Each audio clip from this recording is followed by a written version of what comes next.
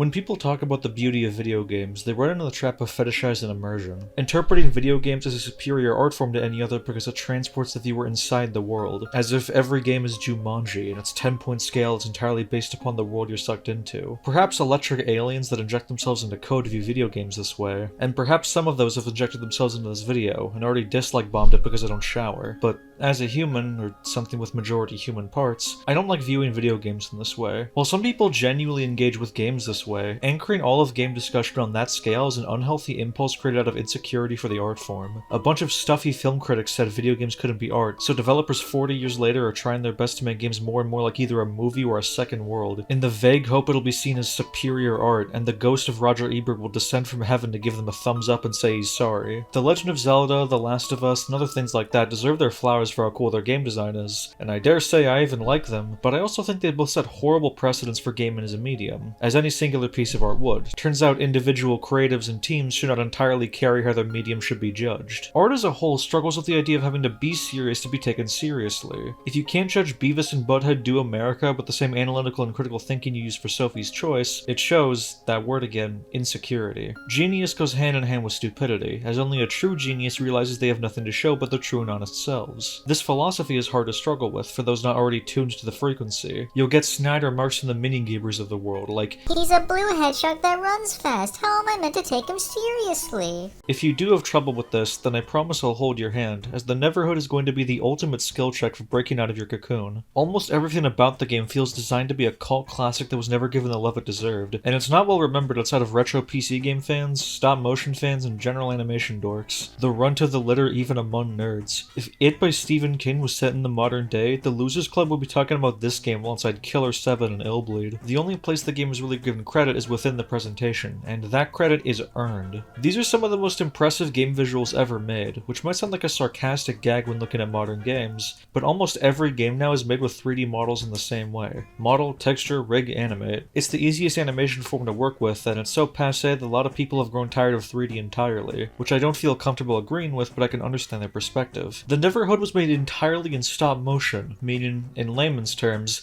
they fucking sculpted everything you see physically. Willie Trombone once existed IRL, and looking at the included making of video, you can see how passionate they were in building this world. A lot of the shit was made with wood, then wrapped in clay, meaning that fucking carpentry was required for the process. Not to diminish the incredible work of 2D and 3D artists, but it is hard to even explain how utterly unwell you have to be to spend years of your life doing this, especially in an era where CGI was rapidly improving and replacing stop motion. But I am ecstatic to reap the benefits. Heavy tribute is paid in terms of tone towards classic cartoons, once again feeling like the bridesmaid of misunderstood art forms, with tons of visual gags feeling straight out of the golden age of animation, with occasional gross out to remind you of the decade it came out. The slapstick is utterly timeless, while the grosser gags easily feel like the most dated aspects of the game, but they're very few and far in between, and also give us one of the most legendarily dick-headed gags in any video game. The fruit that makes you burp exponentially longer every time you eat it.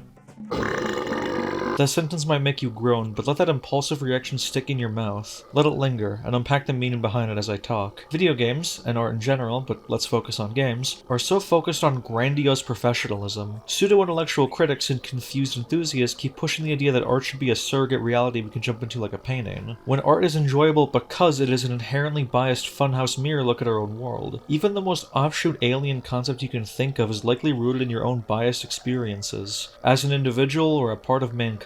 How many fictional species are there that are restricted to our own human understanding of sex and gender? How many of them have our own tribalism and technological progression? How many of them struggle with the same bigotry we face? The Neverhood seems on the surface like the antithesis of humanity, and in some ways it is. While the toony influence is clear, I've never seen character designs quite like this in my life. The vertical lines for eyes, strange nubs on top of their cylinder heads, and faux superhero costumes really make them feel like a cartoon from another planet. But nothing exists in a vacuum, and the game is heavily influenced by the Bible, being a very loose comedic retelling of the Garden of Eden. Some of you might laugh at that idea, and yeah, presenting the interview clip where they discuss this out of context alongside the protagonist acting like Daffy Duck getting drafted is funny, but it also confronts that expectation of something stupid on the surface to be stupid all the way down. There's this hero's journey we like pushing, of a company like Valve trying to make the greatest game of all time, with that greatest game being a realistic dystopian first-person shooter, and they almost didn't make it, but they pulled it off and achieved their goal. Half-Life 2 is great, but it's an easy answer to stomach for people because it looks mature. You feel like a grown-up for saying it's the best best game ever made. Not to say anyone who has it as a favorite is only doing so out of insecurity. This isn't about if you like it, it's about how the larger populace perceive it as an elevated video game due to superficial reasons. When games trying to be the greatest often fail by trying to make everyone happy. The effect totally worked on some people that still put it up as a holy grail, but while I like it, I personally found it to be too safe and hand-holding. A game that feels made to try and boost the player's self-esteem. Electronic love bombing. I bring this up because paradoxically, it's almost always the most humble games that end up surviving the course of history for hardcore enthusiasts. Majora's Mask was entirely made the way it is because of deadlines, and people still don't shut the hell up about it. The Neverhood, alongside all my other favorite games, has the energy of people just trying to make what they want to see, hoping some weird freak out there will match their energy. And considering you're watching a video on it 30 years after its release, you can see its success. This indulgent philosophy can be seen in intentional decisions, like the general offbeat energy and the dedication to its own lore,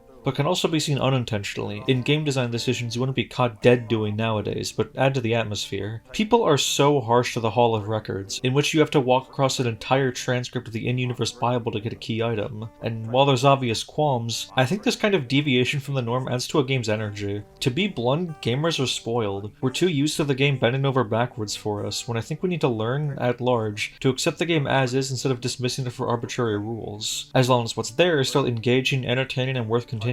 We need to, collectively, grow the fuck up and accept how loose and malleable game design is, or it's never going to evolve. You've played so many games that try their best to conform to your traditionalist takes on game design, that maximize fun above all else. And while some of those games are some of my absolute favorites, isn't something different just exciting? It really feels like you're in a place of importance, literally walking through the halls of history. If you really want to fix it, something I would add to make the game better without cutting into the atmosphere would be having a fast travel from start to finish that only activates once you reach the end, meaning that you have to, at least once, take this massive trek, but you don't have to then walk all the way back. Hell, it could also serve as a quick bookmark in case you're reading it in parts. Oh yeah, did I mention you can read an entire Bible in this game? I really recommend it. It scratches the Hitchhiker's Guide to the Galaxy part of my brain, with really cool sci-fi concepts alongside funny gags and scenarios. I legitimately laughed multiple times at just the first story, about two kingdoms on the back of a living gas cloud. And there's multiple places they call back to these stories. Like, this is really good writing. It's not the best I've ever read, but to have this just be optional and they don't rub your face in it is really bold. This room is a showcase of how hard the game commits to its atmosphere and aesthetic. I mean, almost the entire game is made from clay, and they almost never cheat, even the menus. The only non-clay things being occasional 2D animations, which look beautiful. Like, you look at the storyboards and think, man, this could just be the game, but no, they made everything out of clay anyway. While I would kill for a remaster that used higher quality photos of the clay, I think the limited resolution and palette of the early Windows it was made for gives it a scrappier nostalgia factor, kinda makes you melancholically think of the past. I know that sounds utterly asinine to say about the game with this kind of soundtrack, but the goofy songs you've probably heard before only play in the 2D sections. Once you exit one of those, you enter first person. These really show you how lonely the world of the Neverhood is. The sky is a pure black, an extremely bold decision that casts such a harsh energy onto this plane, with no music, just the raw atmosphere of the world. It feels like a purposeful juxtaposition. You enter a house and you get goofy antics and silly music, while the first person has you make large treks across this surreal world. If someone made a game inspired by this, I'd like to see this played with further, with a hub area that's intentionally harsh, atmospheric, and melancholic, and the main gameplay, or levels, being happy and upbeat. Deltarune is kind of like this, having the light world be intentionally mundane to contrast the dark world's fantastical elements. But I'm imagining a version where you actively dread going back to the hub, and you find yourself subconsciously stalling your return. The Neverhood never goes this far, but it definitely feels like it's trying to show you that this world is beautiful, but also mysterious and threatening. One of the most iconic moments of the game being a cutscene of Clayman summoning a monster via a music box. I miss pre-rendered cutscenes. This game really knows how satisfying it is to be rewarded by sitting back and watching a miniature movie. This monster is perfectly cartoony while also being really intimidating, once again showing the clash between funny and atmospheric. Clayman can't die, but we still feel the pressure of this monster right on the other side of the door. While most cartoon characters pull off their antics with confidence or craziness, Bugs Bunny is basically the cartoon character for being a trickster with the power of being a toon, Clayman often pulls off the same antics out of fear, which is a really unique comedic avenue. He's a non-hero of the purest kind, and that makes him a lot funnier to watch for me. I really feel his confusion and curiosity, especially when I do do stuff like use this bizarre mounted gun with a crow on it, with coordinates being represented by nondescript alien runes. The first time you use it, you're likely to hit random buttons and fire, and no matter what you input, you'll solve the puzzle, so you feel like you lucked out by smashing random buttons like a cartoon character. It's only later that you get coordinates to shoot something specific, and it feels really cool to take more manual control of the machine. The characters in general are really interesting, and there's a lot to impact in the story about the game's philosophy that could frankly serve its own video. I want to talk about it, but I'm going to give a spoiler warning since the mystery is part of the appeal of the game, and I really want you to play it, although the game is pretty quick to reveal its hand. Basically, Hoborg, this guy with the crown, made this place, the Neverhood, and he wanted friends. So he made Clog. He instantly tells Clog that everything here is theirs, but Clog tries going for his crown, which is the one thing he can't take. Clog, of course, takes the crown anyway, freezing Hoborg. Willie Trombone, the best boy and best named character ever, grabs a life seed and puts Clayman somewhere hidden, so he can learn his own values and do the right thing. This makes Clayman's bumbling curiosity a lot more charming, as he's essentially a kid, kinda like early Felix the Cat, and it raises a lot of interesting questions. There's a really interesting point to be made about how Hoborg fucked up with Clog, and I think the game is somewhat intentionally saying this, since Clayman is good because he wasn't told anything. He naturally does the right thing. He's pure in that way. Clog was instantly promised the world and immediately became an asshole because of it. You can argue the game should more directly punish Hoborg for fucking up, but I also think it's cool that they don't rub your face in it. Willie mentions that Hoborg screwed up and instantly figures out a solution, so I think the game does want you to think this way, but I can also see a reading that's kind of propagandist, that since Hoborg, aka God, messed up in making Clog, Clog is just permanently a no-gooder, someone for us to cheer when he gets launched into the oblivion. I'm not sure what Clog's motivation is aside from wanting things, since he tries to make Clayman take the crown, metaphorically eating the fruit of knowledge. But what does that accomplish apart from not having Hoborg in the picture? I actually think it's kinda cool there's all these philosophical questions, since it's clear the game wants you to think at least a little about it. By the admission of one of the narrative designers, it's about Clayman's journey of figuring out good from bad, so I think this approach is semi-intentional, it just could have been elaborated on a bit more. It's still great though, and I won't dare spoil it, but the game rewards you hard for sticking with it by including a nearly 7-minute long cutscene involving almost every main character. Every cutscene in the game combined is about 20 minutes. Almost half of that is a single one. I miss when you could just do that. If I pitched that to my friends while making an indie game, I'd get turned into a cube. There's a stereotype of the impatient gamer that hates cutscenes and dialogue, but most are entirely open to a good story as long as they're engaged. Just look at how big Metal Gear is, even if it also kind of fits that mature movie stereotype I was talking about with Half-Life 2. Doing this exudes a fuck ton of confidence in your ideas, and that's the word I want you to remember. Confidence. This game is cool. That might sound strange, especially to the guys still wrapping their mind around taking a blue rat seriously, since the game is utterly ridiculous, purposely so, but the pursuit of coolness in games is often misguided. Giving a character a motorcycle and a gun is a neutrally cool concept. If you can incorporate a segment that is well designed and put together, it's cool. If it's jarring, poorly thought out, and sucks, it's not cool. This is why ideas that sound cool are utter poison, and the kind of thing you want to avoid as much as possible when designing a game. Sonic the Hedgehog is cool, not because he's blue or he has quills or something, but because the artist that drew this image took advantage of his unique origins in classic Disney and contemporary anime, and put him in a dynamic pose that complements his features. The Neverhood is cool because of its bold, strange decisions, and how almost all of them completely work. Making the sky pure black is a confidently hard decision, not in difficulty but solidity. The soft decision would be fearing that people would find that too weird, and add in some generic skybox in post. The Neverhood refuses to make soft decisions, and every choice in the game works perfectly except for the puzzle design, which continues the game's cool confidence, but is the most hit-and-miss aspect. Confidence can get you a long way, but as Nietzsche once said, there's no telling between who is the Sphinx dispersing riddles and who is Oedipus, blinded by their own arrogance. I'm saying Doug TenNapel wants to have sex with his mom. Mr. Doug Naple, this is what I think about that! I'd be apprehensive about saying this, but one quick Google and I don't think I can make his name any more poisonous. Old school adventure games have a bit of a reputation for completely bumfuck puzzles that feel like blindly throwing darts. And while there are some really solid brain scratchers here, too many puzzles rely on standard adventure game convention. The exact kind of archetypic behavior that the game tries avoiding in its other departments. Like buying a punk rock t-shirt from a chain store, it continues the anarchic spirit without going all the way. One of your first puzzles is a sliding block puzzle, the kind you expect someone to be failing in a mobile game advertisement. placement, and it feels completely disconnected from the rest of the game. In a typical point-and-click, like say Secret of Monkey Island, the puzzles are an extension of the world and characters, and the various steps involved in the process of the puzzle are excuses for gags, world building, and character moments. Insult sword fighting is the grand standard for adventure game puzzles for a reason. It's a funny concept that fits the tone of a comedic pirate adventure, sword fighting being entirely based on wordplay as opposed to combat prowess, and serves both as a spectacle and a clever puzzle, with you having to figure out what the best thing to say in the moment is during a dramatic clashing of swords. In the Neverhood, there are some great puzzles that feel like deciphering strange aspects of this world,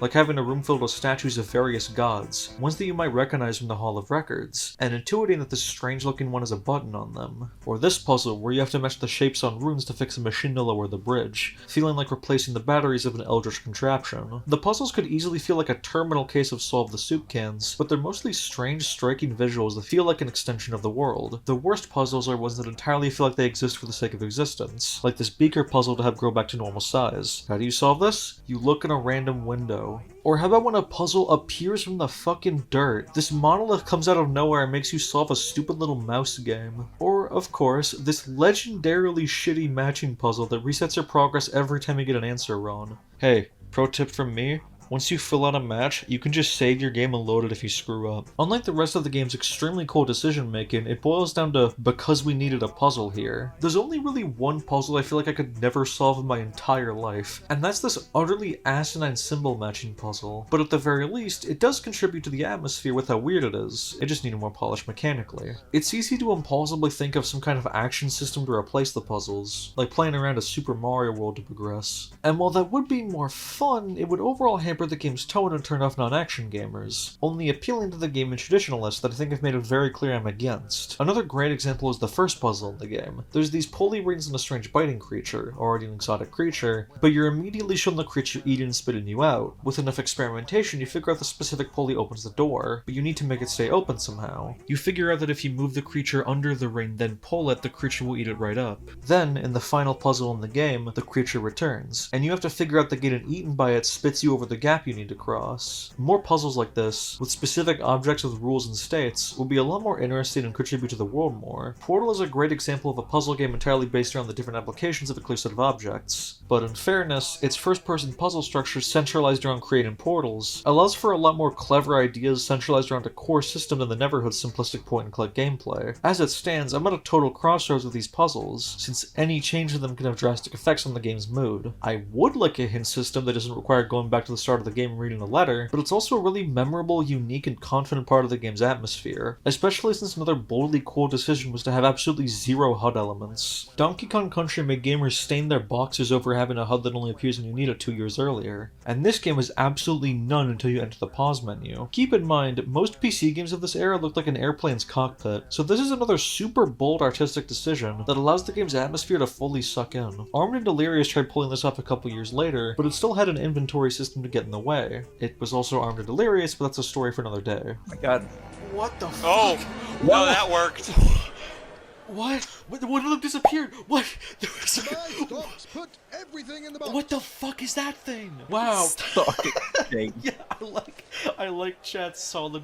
What? Even if there are small cracks in the facade, it's a game so full of hard decisions that show that even if they were sometimes misguided, the developers had a really strong vision and achieved it. Where the game completely and unapologetically succeeds in all fronts is the soundtrack. It's the one thing that escapes the game itself and becomes something of legend. You have heard the work of Terry Scott Taylor before. In a Team Fortress 2 machinima, a video essay, a Twitter shitpost, you have heard this music before. And Terry deserves all the credit in the world. Immediately the bar is set with Clayman's theme, a goofy track that punches you in the face the second the game starts.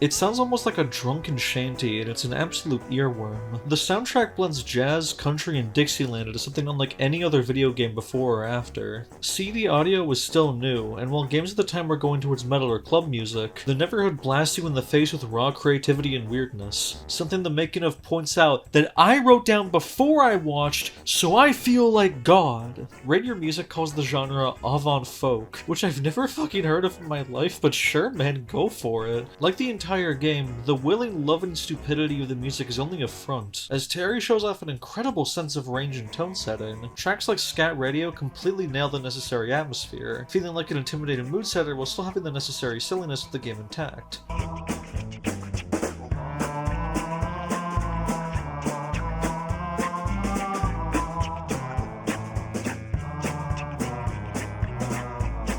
And his ability to inject that energy even into the cutscene music is impeccable.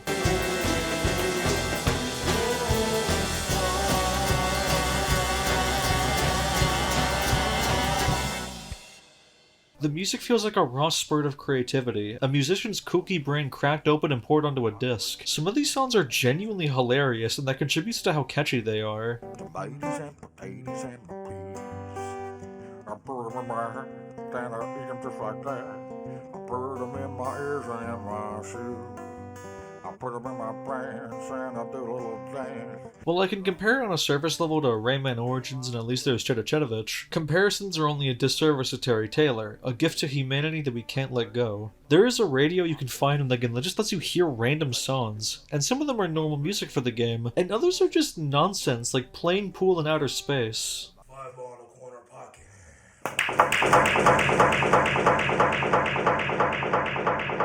Who asked for this? Me. Dare I repeat myself one more time and say the C word? Not that C word. Confidence! I mean confidence! Like a psychological horror taking place in someone's mind, every aspect of the game can be used as a metaphor for each other. The characters feel out of this world, yet are rooted in some of the oldest tropes to exist. The story is both a simplistic point A to B plot, but also contains a literal bible of lore. It has the energy of a classic cartoon, but also is an extremely desolate, mysterious, and empty-feeling world. To put it all together, the game is stupid, and it revels in it, and sometimes enjoys really rubbing your nose in it. And there is no but to that sentence. There is true genius, not in spite of its idiocy, but hand in hand like a married couple. Do you ever think about failed Kickstarters? They're always hyper-serious fantasy role-playing games, hell-bent on being a second plane of existence. What's the kind of ideas that uncreative idea guys always pitch? Sudden genre shifts, giant open worlds, more playable characters. It's bloat. Their insecurity and lack of creative intelligence brings out a desire for more. They never pitch something like the Neverhood, because despite its ambitions, it's quaint and doesn't show off its cards. It's not a hyper-serious dark fantasy RPG, it's a goofball point and click about a guy trying to save his creator. It has the confidence to know that's all the pitch needs. This is why I said it was cool, and it's what we can learn from this game. True coolness comes from your ability to know who you are, what you can do, what you can't do, and what you want to do. The ability to accept the inherent stupidity brings about pure genius, and that is why you should respect this game.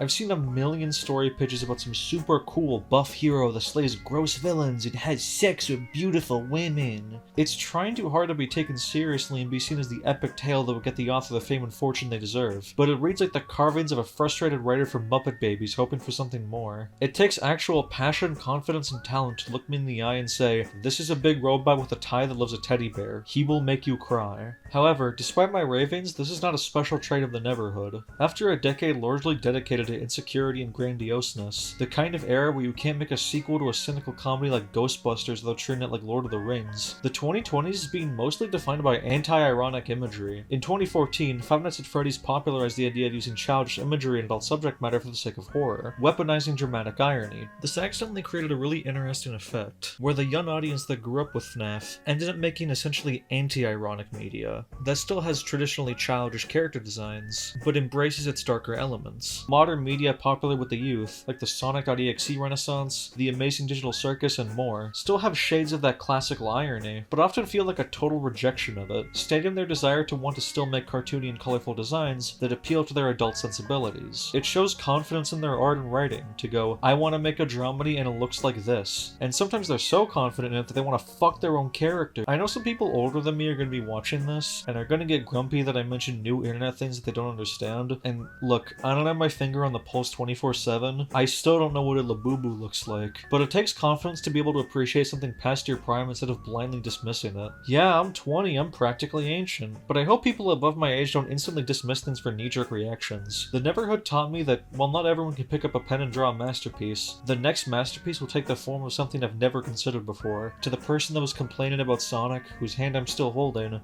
I hope I've shown you the light. It's okay if you prefer something more down-to-earth or with a realistic style or anything like that, but with the Neverhood under your belt, I hope you can expand your palette to things that you might have dismissed. I myself have been kind of the opposite, scrimblow-brained for most of my life, but I'm trying to do the opposite. Get it into stuff that isn't just cartoony. We can all stand to be that hypothetical critic at the beginning, judging every piece of art with an equal amount of respect and care. Maybe we'll never get there at large, but if each individual person does their best, then we'll become better. In summary, maybe I should read Homestuck again. Man, things are good.